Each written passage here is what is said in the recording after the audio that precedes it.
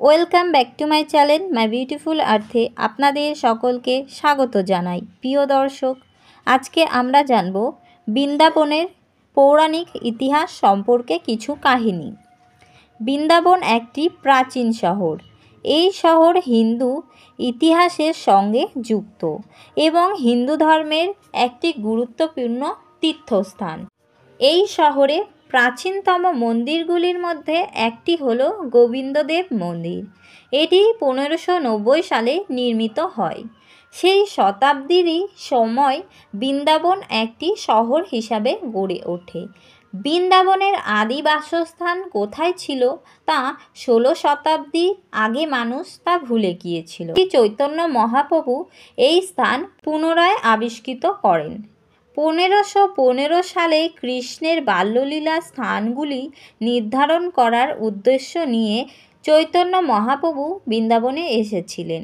কথিত আছে তিনি দিব্য প্রেমের আধ্যাত্মিক শক্তি আচ্ছন্ন হয়েছিলেন। তিনি পবিত্র বনে পরিভ্রমণ করেছিলেন। হিন্দুরা বিশ্বাস করেন তিনি তার দৈব আধ্যাত্মিক শক্তির মাধ্যমেই বৃন্দাবন ও তার চারপাশের যে সকল স্থানে শ্রীকৃষ্ণ তার বাল্যলীলা করেছিলেন তা বলে মনে করা হয় সেগুলি আবিষ্কৃত করেছিলেন তিনি। মীরাবাই রাজ্য পরিত্যাগ করে তীর্থযাত্রা করতে করতে বৃন্দাবনে আসেন। তিনি জীবনের শেষ 14 বছর বৃন্দাবনে কাটান। যে মন্দিরে তিনি ছিলেন সেটি এখন প্রাচীন মীরাবাই নামে পরিচিত। বিগত 250 বছর আগে বৃন্দাবনের অধিকাংশই বন নগরায়নের ফলে ক্ষতিগ্রস্ত হয়েছে। এই নগরায়ন প্রথম শুরু করেন স্থানীয় রাজারা। পরবর্তীকালে সেই কাজ চালিয়ে নিয়ে যান গৃহ নির্মাতারা সংস্থাগুলি। শুধু মাত্র কয়েকটি স্থান ছাড়া বাকি অঞ্চলের বনাঞ্চল স্থানীয় ময়ূর, গরু, বাঁদর ও বিভিন্ন ধরনের পাখি সহ সব বিলুপ্ত হয়। শহর এখানে অল্প ময়ূরই দেখা যায় এখন, তবে বাঁদর ও গরু শহরে সর্বমাত্রই দেখা যায়। হিন্দু ধর্মের বৈষ্ণব সম্প্রদায়ের কাছে বৃন্দাবন ধাম একটি পবিত্র তীর্থস্থান। দেবী রাধা হলেন বৃন্দাবনের অধীশ্বরী, তাই তিনি বৃন্দাবনেশ্বরী। একটি বৃন্দাবনেশ্বরী রাধা ও বৃন্দাবনেশ্বর কৃষ্ণের উপাসনার পীঠস্থান। বৃন্দাবন, গোবর্ধন ও গোকুল কৃষ্ণের জীবনের সঙ্গেই যুক্ত। কৃষ্ণের ভক্তরা প্রতি বছর এই স্থানে তীর্থযাত্রায় আসেন এবং বিভিন্ন উৎসবে অংশগ্রহণ করেন। ভাগবত পুরাণ অনুসারে কৃষ্ণ গোপীদের গ্রাম গোকুল তাঁর পালক পিতামাতা ও নন্দ ও যশোদার গৃহেই পালিত হয়েছেন। উক্ত পুরাণ অনুসারে রাধিকা ও কৃষ্ণ বৃন্দাবনেই রাসলীলা ও অন্যান্য বাল্যলীলা করেন। তার দাদা বলরাম ও অন্যান্য রাখাল বালকদের সঙ্গে তিনি এখানে দুষ্টুমি করে বেড়াতেন। মদনমোহন মন্দির এই বৃন্দাবনেই অবস্থিত।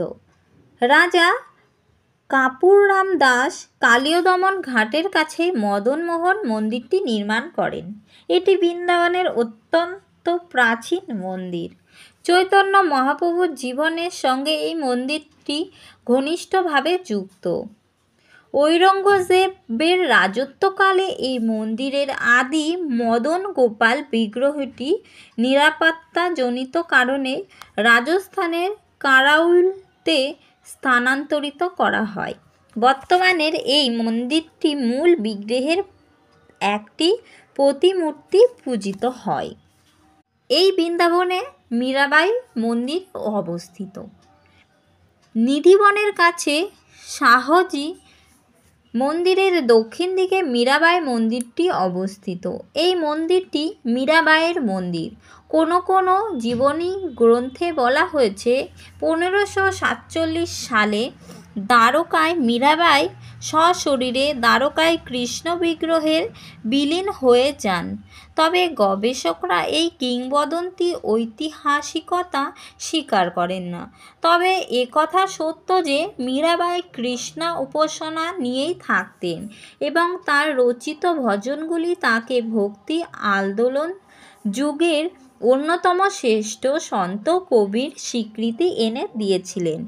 বাঁকে বিহারী মন্দির স্বামী হরিদাস নিধিবন থেকে বাঁকে বিহারী রাধাকৃষ্ণের অর্ধনারীশ্বর মূর্তি বিগ্রহটি আবিষ্কার করার পর 1862 সালে বাঁকে বিহারী মন্দির নির্মিত হয়।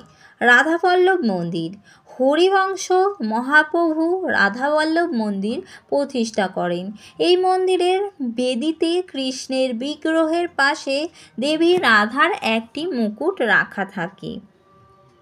স্বয়ম্ভু রাধা রমণ মন্দির 1542 সালে নাগাদ গোপাল ভট্টা স্বামীর অনুরোধে রাধা রমণ মন্দির নির্মিত হয়। এই মন্দিরে কৃষ্ণের একটি শালগ্রাম বিগ্রহ রয়েছে।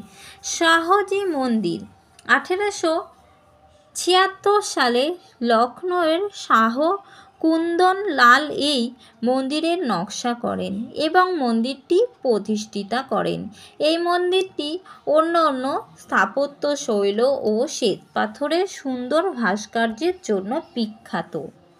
এই বৃন্দাবনে আরও অন্য মন্দির আছে, তার মধ্যে অত্যন্ত পবিত্র স্থান এর মধ্যে বৃন্দাবনের সর্বেশ্বরী রাধারানী মন্দির, সেবাকুঞ্জ, কেশিঘাট, শ্রীজি মন্দির, যুগল কিশোরী মন্দির, লালবাবু মন্দির, রাজাঘাট, কুসুম সরোবর, ইমলিতলা, কালীঘাট, কালীয়ঘাট, রমণরেতি, বরাহঘাট, চিরঘাট, স্বামী হরিদাসের সমাধি। স্বামী হরিদাসের সামনে তার সমাধিতে প্রতি বছর একটি সম্মেলনের আয়োজন করা হয়।